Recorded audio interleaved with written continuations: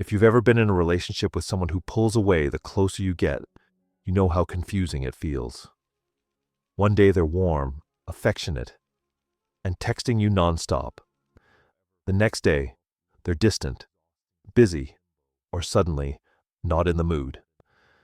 It leaves you wondering, did I do something wrong? Are they losing interest? Or do they just not care as much as I do? This cycle isn't random. It's the classic rhythm of someone with avoidant attachment. And here's the twist, the very thing you're tempted to do to fix it. Chase them, prove your love, show them you'll always be there, is exactly what makes them retreat even more. But there's one small shift, one gesture that completely changes the dynamic. It might look like giving up, but it actually triggers their deepest fear and paradoxically makes them move closer. That gesture? Stop chasing. Sounds simple, right? But let's slow down and unpack why this works. Because it's not about playing games. It's about understanding the psychology of avoidance. Why they pull away. It's not about you. Avoidants are masters of emotional distance. They're not trying to be cruel. They're not even always aware of it. Deep down, they've learned that getting too close to someone means risking hurt, rejection, or even abandonment. So what do? They build walls. They keep you at arm's length, close enough to feel some connection, but far enough that they can escape if things get too real. It's like they're always managing an invisible thermostat. If things get too hot emotionally, they pull away to cool down. If things get too cold, they'll give you just enough warmth to keep you around. Now here's where most partners make a critical mistake. They sense the distance and respond by chasing harder. If I just show them how much I love them, they'll feel safe.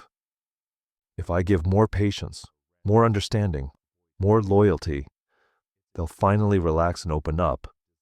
But this never works. In fact, it backfires. Because to the avoidance nervous system, predictability means safety. And safety means control. When you're always available, always the one texting first, always the one waiting, they know they have you. And ironically, that makes it easier for them to pull away. The psychology of scarcity. Here's the fascinating part. Avoidants have a strange relationship with scarcity. When something feels abundant, always available, always there, they don't value it as much.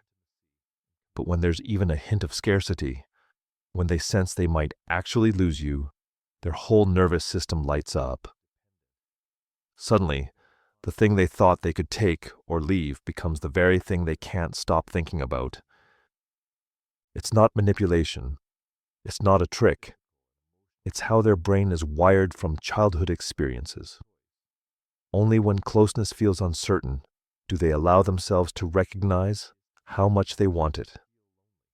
So, when you stop chasing, something shifts. What happens when you stop?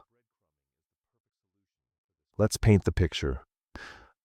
Imagine you're always the one reaching out first. You text "Good morning" every day. You're the one suggesting plans, adjusting your schedule, filling the silence. Now imagine one day you don't. You wake up, go about your day, and don't send that text. You're not cold. You're not angry. You're just living your life. At first, your avoidant partner might feel relief. Finally, I have space. But within a few days or weeks, something surprising happens. They notice you're not chasing anymore. They notice the silence. And instead of worrying about you being too close, they start worrying about you being too far. That's when the cracks in their emotional walls begin to show. They might text something casual like, "Hey, how's your day?" They might send a random meme or comment on your social media. They might even try to make last-minute plans just to check if you'll still say yes. At first, it's subtle, but underneath, they're testing.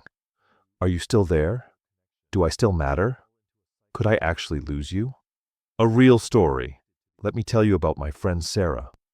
She was dating a guy named Alex who fit the avoidant pattern perfectly. At first, he was charming, consistent, and made her feel like the only woman in the world. But after a few months, he started pulling away. He got busy with work, took longer to reply, and seemed less emotionally present. Sarah did what most of us would do. She doubled her efforts. She sent long, thoughtful texts. She offered to come to him when he was tired. She reassured him constantly. And guess what? He pulled away even more. Finally, out of exhaustion, Sarah decided to stop. Not in a manipulative way. She just stopped pouring her energy into someone who wasn't meeting her halfway. She made plans with friends. She picked up painting again. She stopped being the one to always initiate. 2 weeks later, Alex started texting her more than ever. He asked her out on proper dates.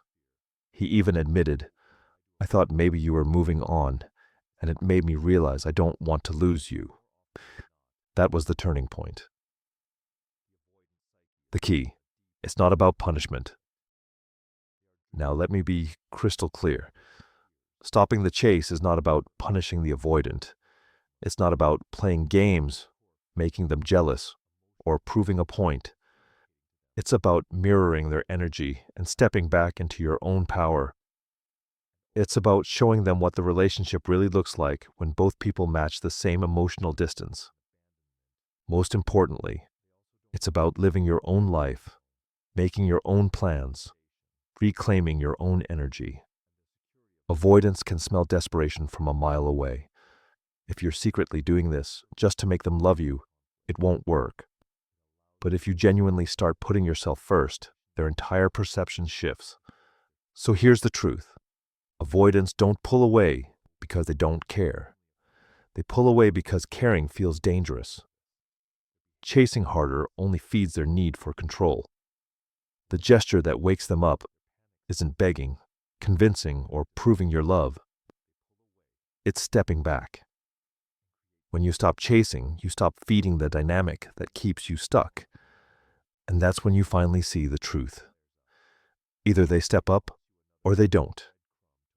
Either way, you've reclaimed your power, because here's the reality. You deserve someone who doesn't need to almost lose you to realize your worth.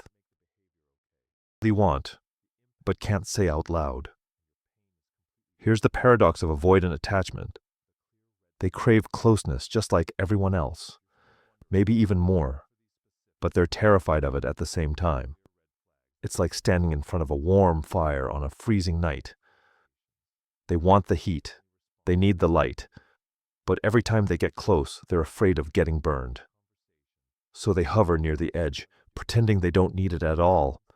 And that's where so much misunderstanding happens in relationships.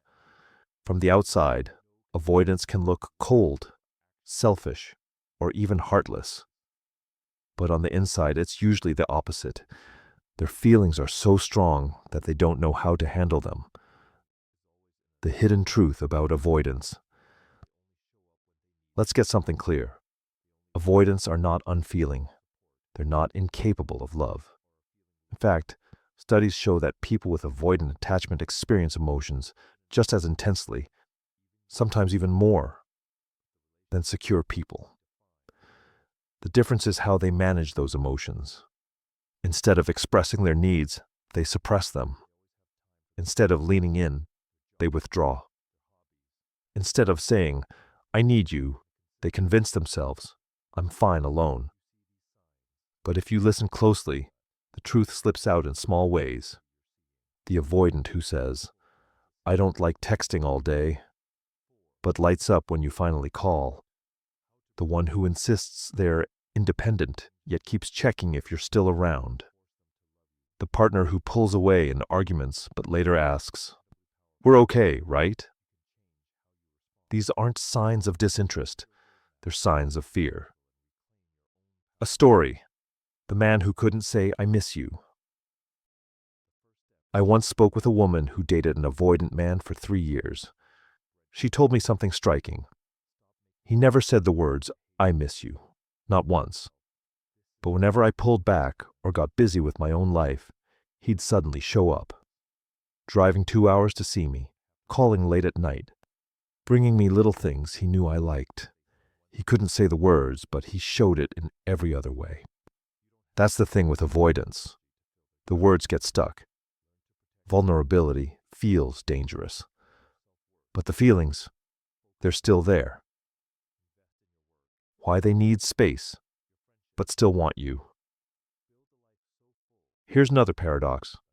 Avoidants often ask for space, but they rarely want to be completely alone. What they really want is safe space. Room to breathe without pressure, while still knowing you're not going anywhere. Think of it like this. If love feels overwhelming, space is their reset button. But that doesn't mean they've lost feelings. In fact, the space often helps them realize their feelings. This is why when you stop chasing, something clicks inside them. The silence isn't rejection. It's the rare, safe distance they need to process. And in that quiet, the real emotions bubble up. What avoidants secretly long for. Even if they never say it out loud, here's what most avoidants want deep down. To be loved without pressure. They want to know you care, but they need space to absorb it at their own pace. To feel accepted, flaws and all. Avoidants carry deep shame. The belief that if someone truly sees them, they'll be rejected. Unconditional acceptance is healing for them. To know they won't be abandoned. Ironically, the very people who fear closeness often fear abandonment just as much. Their walls are protection against that deep wound. To relax in love. What they crave is the kind of relationship where they don't have to perform, control, or constantly guard themselves. But here's the catch.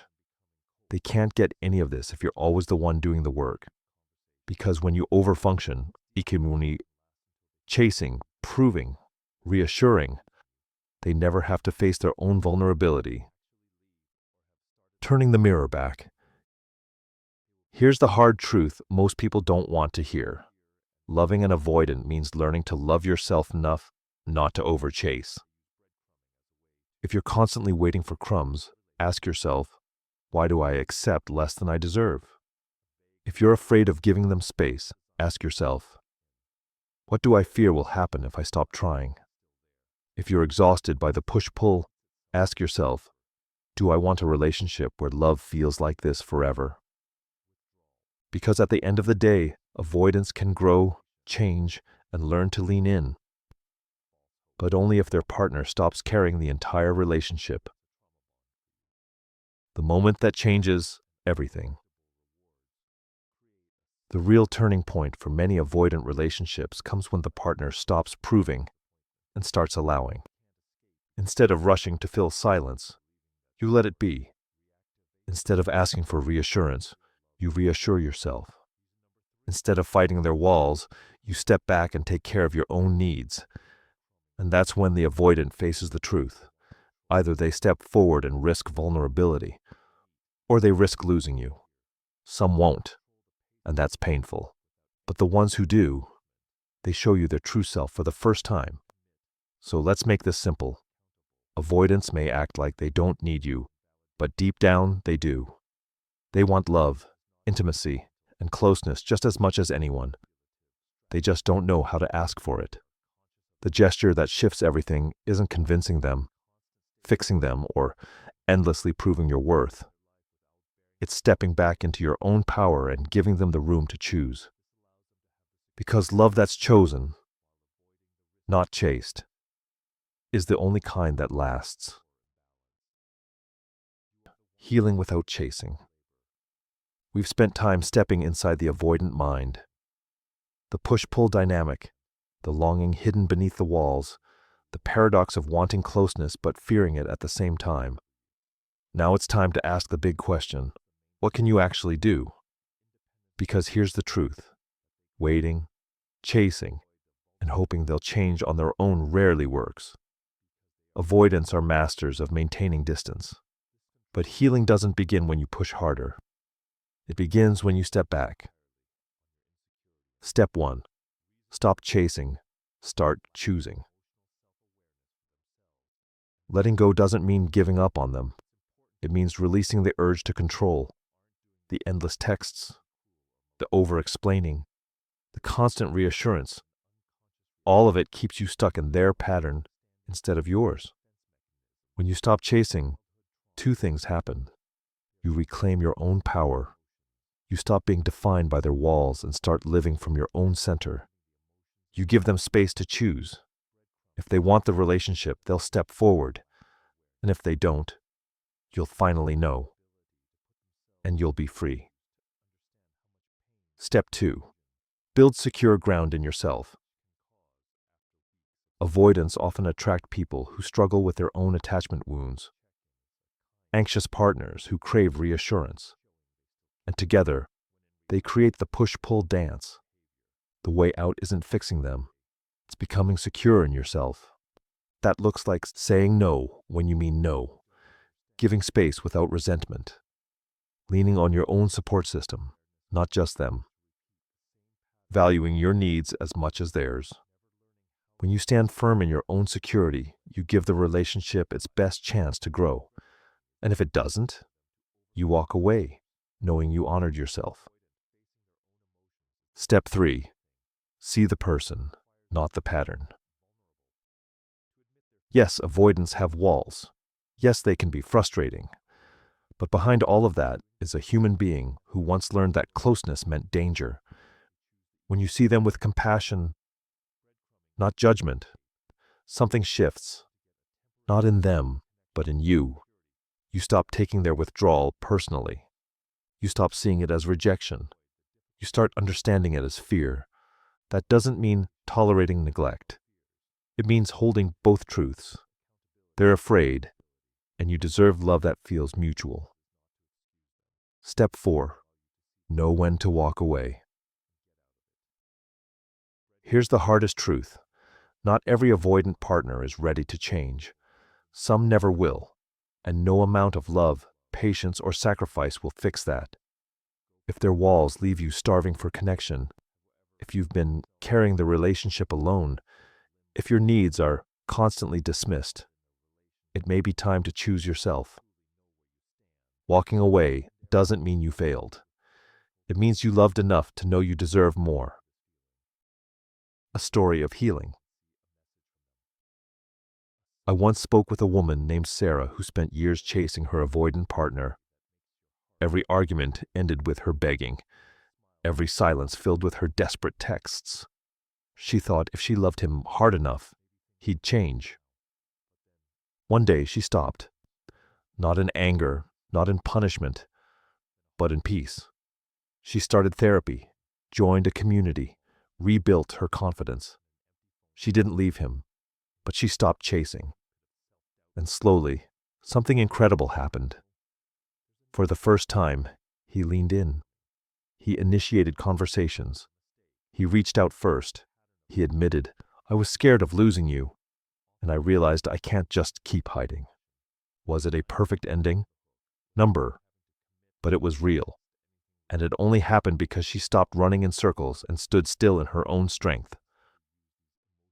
The closing message. If you love someone with avoidant attachment, remember this. Their distance isn't proof you're unworthy.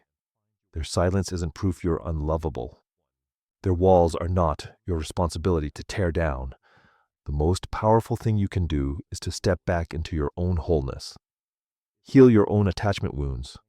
Stand firm in your worth. Because from that place, one of two things will happen. They'll rise to meet you, or you'll walk towards someone who can. Either way, you win. Because healing avoidant attachment doesn't start with fixing them. It starts with honoring yourself.